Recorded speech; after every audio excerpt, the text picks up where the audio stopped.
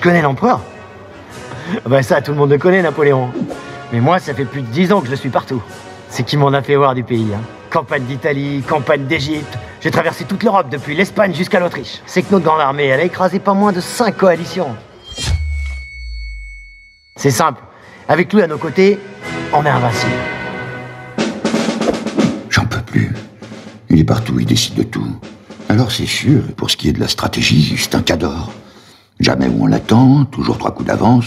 Sur le champ de bataille, il est maître de tout, du temps, de l'espace, des hommes. Mais qui sait derrière qui doit tout préparer, tout organiser? Ben c'est Bibi, c'est moi, c'est Berthier. J'en peux plus, je vous dis. Ah, ça, la stratégie, ça me connaît. Après la mort de mon premier mari, j'ai commencé à fréquenter des banquiers. Plein de banquiers. Et je me suis peu à peu rapproché des cercles de pouvoir, notamment de Barras, l'homme fort du directoire. C'est lui qui m'a présenté un jeune général de 27 ans, plein d'ambition, en me recommandant de vite l'épouser parce que... Quoi? Qu'est-ce qu'il y a? Vous vouliez pas parler stratégie? Oh, de stratégie militaire. Ah ouais, d'accord. De toute façon, il y en a toujours que pour lui. Il m'a tout piqué. En tant que François II, j'étais empereur du Saint-Empire romain germanique. 1000 ans d'histoire tout de même. Et voilà que ce petit Corse débarque et vient me dépouiller. Oh, on a bien essayé de se défendre, mais il n'y avait rien à faire. Que des défaites. D'abord en Italie, Arcole. Sur le pont d'Arcole, il a bien failli y passer, Bonaparte. Mais grâce à une petite diversion à base de tambour, on les a eus. Puis il y a eu Rivoli.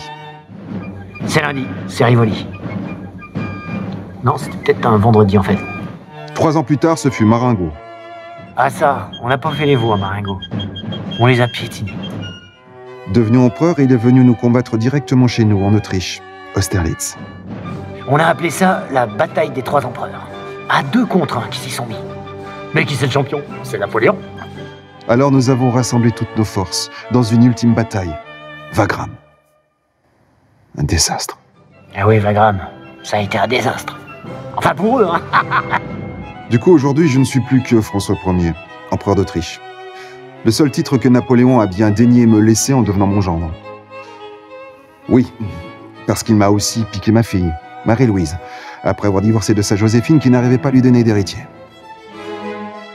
Oui, la stratégie, ça a ses limites. Surtout face à la biologie. Mais je suis sûre qu'il va me regretter. Les Autrichiennes, ça a jamais beaucoup porté chance aux Français. Demandez à Louis XVI.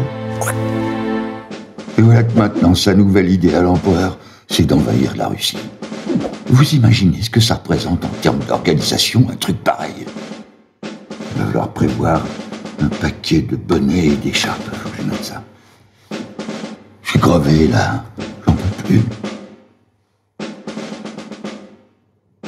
Elle peut s'ouvrir, cette fenêtre. L'empereur, il nous adore. Il connaît chacun d'entre nous par son petit nom. Et nous, on lui rend bien, hein. On le suivrait jusqu'au bout du monde. D'ailleurs, nous voilà repartis direction Moscou. Ah, cette campagne de Russie, je sens que ça va être que du bonheur. En tout cas, si vous voulez en apprendre plus sur notre cher empereur, ben, il faut venir le voir ici, aux Invalides. Parce que je vous le dis, il n'a pas fini de vous étonner, Napoléon.